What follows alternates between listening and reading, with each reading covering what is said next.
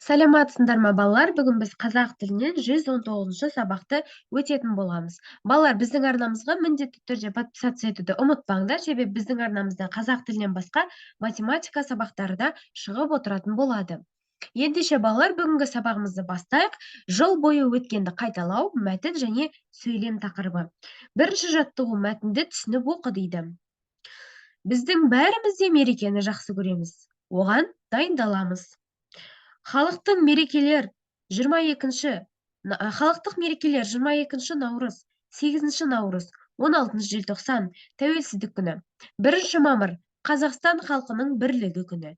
1 маусым, халықаралық балаларды қорғау күні және басқалары. Сонымен бірге кәсіптік мерекелер бар. Жыл сайын әртүрлі мамандық иелері, дәрігерлер, мұғалімдер, құрылысшылар, шахтерлер, металлургтер, тағы басқалар өз мерекелерін тойлайды. Бұл күні мерекелік жиналыс, салтанатты кеш өтеді. Үздік жұмысшыларға, қызметкерлерге атақ және сыйлықтар беріледі. Енді балалар арасында бізде тапсырмалар берілген екен, сол тапсырмаларын орындайық. Бізге бірінші мәтін мазмұнына сәйкес атты анықта дейді. Яғни кәсіптік мерекелер, халықтық мерекелер, мерекеде дейді. Одан кейін мәтіннің қай түрі дейді. Әңгімелеу, сипаттау немесе пайымдау. Үшінші мәтін бөліктерінің атауын толықтыр дейді. Бірінші мерекелік дайындық, одан кейін барып екінші, үшінші жоспарды біз өзіміз құрастыруымыз керекпіз. Бірінші бізге балалар мәтін мазмұнына сәйкес атты анықта дейді. Мысалға балалар біз мәтіннің атын мазмұнына сәйкес мерекелер деп қойсақ болады. Екінші мәтіннің қай түрі дейді. Бұл бізде балалар әңгімелеу мәтініне жатады екен. Келесі мәтін бөліктерінің атауын толықтыр дейді. Мәтін бөліктерінің атауы бірінші мерекелік дайындық, екінші халықаралық мерекелер, үшінші кәсіптік мерекелер болады екен балалар. Келесі бізде екінші жаттығу көп нүктенің орнына бастауыш болатын сөзді тауып жаз дейді. Мерекені ұнатамын. Яғни көп нүкте тұрған жерге біз бастауыш болатын сөз табуымыз керекпіз. Көп нүкте мерекеге қызу дайындаламыз. Маған көп нүкте мерекесі өте ұнайды.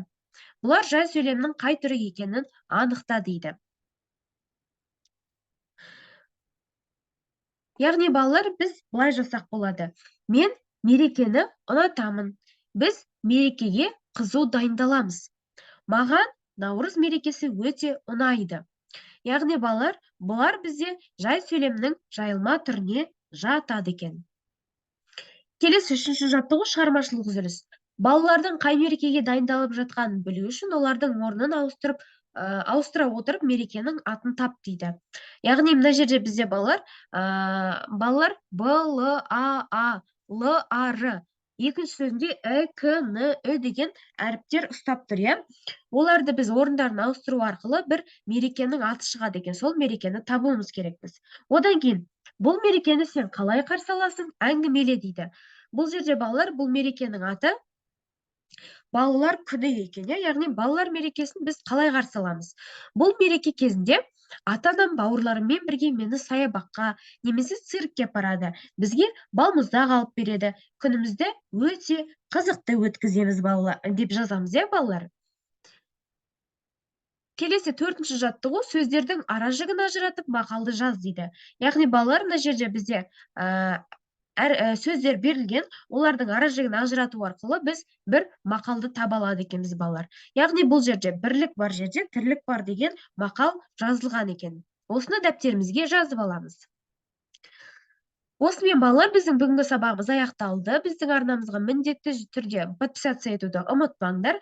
Келесі кездескенше сау саламатта болыңдар. Сендерге сабақта тек қана сәттілік тілеймін.